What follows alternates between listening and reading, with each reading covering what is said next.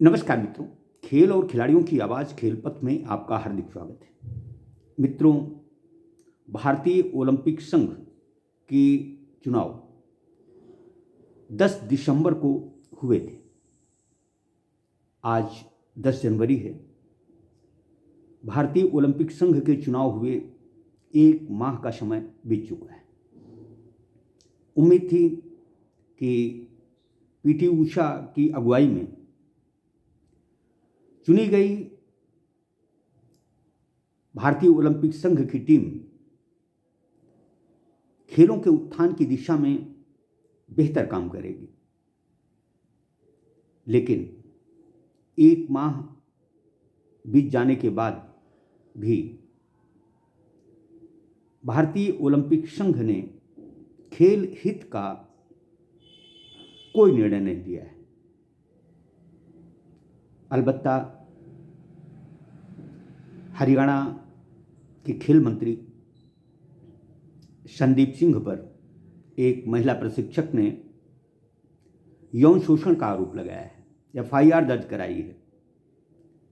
लेकिन इस मामले में भारतीय ओलंपिक संघ ने एक लाइन भी पक्ष विपक्ष में नहीं कही है। हो सकता है कि यह मामला चूंकि पुलिस की जांच में है, अदालत के शरण में है, इसलिए भारतीय ओलंपिक संघ ने कोई बात न कही हो। लेकिन दूसरे पक्ष पर नज़र डालें तो इससे साबित होता है कि भारतीय ओलंपिक संघ की यह टीम कुछ करना ही नहीं चाहती। देखा जाए तो खेल एसोसिएशनों का फर्जीवाड़ा अभी भी जारी है। हैंडबॉल एसोसिएशन के बीच पत्र का खेल चल रहा है। इसी तरह से दूसरे एसोसिएशन भी फर्जी प्रतियोगिताएं करा रहे हैं। खिलाड़ियों को खेलने के लिए आमंत्रित किया जा रहा है। खिलाड़ी असमंजस में हैं। उन्हें यह पता ही नहीं कि आखिर कौन सा संगठन असली है और कौन सा नकली है। देखा जाए तो भारतीय ओलंपिक संघ के चुनाव हो जाने के बाद सभी खेलों की राज्य इकाइयों को भंग कर नए सिरे से चुनाव कराने के आदेश देने चाहिए। लेकिन भारतीय ओलंपिक संघ ने न ही राष्ट्रीय खेल संगठनों को और न ही राज्य खेल संगठनों को इस बात के आदेश दिए। लिहाजा पहले की ही तरह अंधेरगर्दी चल रही है। यदि इसी तरह अंधेरगर्दी चलती रही तो खेलों का आखिर कैसे भला होगा। भारतीय ओलंपिक संघ के सामने कई तरह की चुनौतियां हैं। इन चुनौतियों का समाधान जब तक नहीं निकलेगा तब तक मैं नहीं समझता कि देश में खेलों का उत्थान होगा, खिलाड़ियों का भला होगा। दरअसल शीर्ष पद पर काबिज हुई पीटी उषा सहित अन्य लोगों को दूसरे पदों से त्यागपत्र दे देना चाहिए। दरअसल जिस तरह से बीसीसीआई में, भारतीय क्रिकेट कंट्रोल बोर्ड में कोई भी पदाधिकारी एक पद पर ही रह सकता है, उसी तरह भारतीय ओलंपिक संघ में भी यह नियम लागू होना चाहिए। इससे न केवल खेलों में पारदर्शिता आएगी, बल्कि सही तरीके से काम संपन्न हो पाएंगे। देखा जाए तो खेलों में सुधार के लिए बहुत सारे काम हमारे देश में होने बाकी हैं। यदि खेलों की यह सरकार, खिलाड़ियों की यह सरकार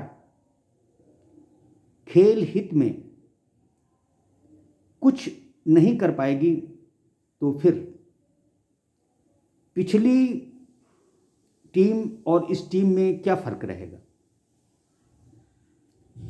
दरअसल खिलाड़ियों, खासकर महिला खिलाड़ियों का शोषण जारी है। जमीनी स्तर पर खिलाड़ियों को कोई सुविधा नहीं मिल रही है। कोरोना संक्रमण काल के दौरान खिलाड़ियों को रेलवे से मिलने वाली यात्रा रियायत बंद कर दी गई है, वह अभी तक शुरू नहीं हुई है। खेलो इंडिया यूथ गेम्स का आयोजन मध्य प्रदेश में 31 जनवरी से होने वाला है, लेकिन भारतीय ओलंपिक संघ की तरफ से इस मामले में अब तक कोई कार्य नहीं हुआ है।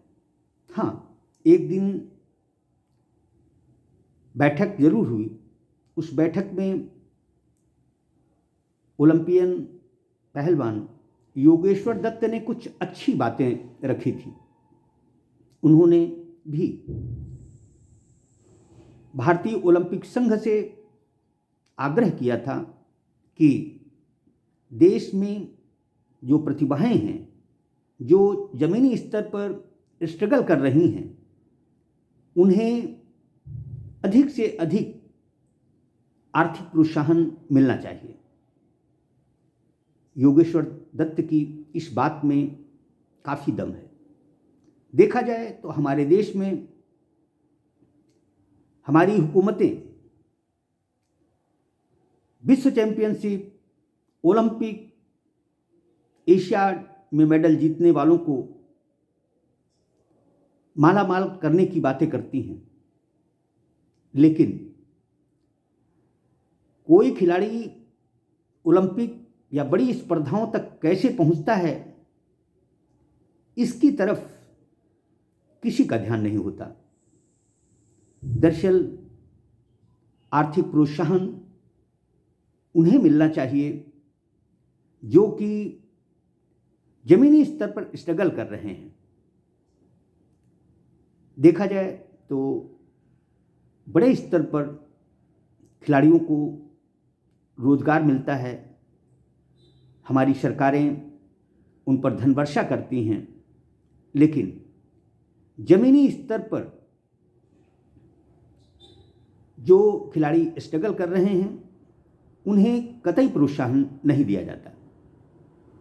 इसी तरह से हमारे देश में खेल प्रशिक्षकों, शारीरिक शिक्षकों की महती आवश्यकता है। ऐसा नहीं है कि हमारे देश में पढ़े लिखे डिप्लोमाधारी, डिग्रीधारी युवा नहीं हैं, लेकिन उन्हें रोजगार नहीं मिल पा रहा। भारतीय ओलंपिक संघ का यह भी दायित्व है कि वह सभी राज्य सरकारों से गुजारिश करे, उन्हें पत्र लिखे कि हर स्कूल में शारीरिक शिक्षक हो, हर मैदान में प्रशिक्षक हो। यदि शिक्षक, शारीरिक शिक्षक और प्रशिक्षक नहीं होंगे तो भला युवा पीढ़ी को, प्रतिभाशाली खिलाड़ियों को कौन पढ़ाएगा, कौन सिखाएगा। काम करने के लिए बहुत कुछ है और काम न करने वाले के लिए कुछ भी नहीं है। उम्मीद थी कि खिलाड़ियों की सरकार यानी भारतीय ओलंपिक संघ की नई टीम खेल हित में बेहतर से बेहतर काम करेगी, क्योंकि इस टीम के अधिकांश सदस्य खिलाड़ियों के मर्म को जानते हैं।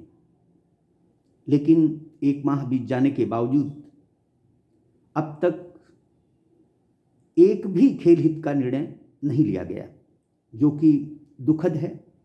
खेलपथ का भारतीय ओलंपिक संघ के सभी पदाधिकारियों से विनम्र आग्रह है कि खेल एसोसिएशनों के फर्जीवाड़े को रोका जाए। जमीनी स्तर पर जो खिलाड़ी स्ट्रगल कर रहे हैं उनको प्रोत्साहन दिलाया जाए। उन खेल संगठनों को प्रतिबंधित किया जाए जो कि खिलाड़ियों के साथ ठगी का काम कर रहे हैं। जय हिंद, जय भारत।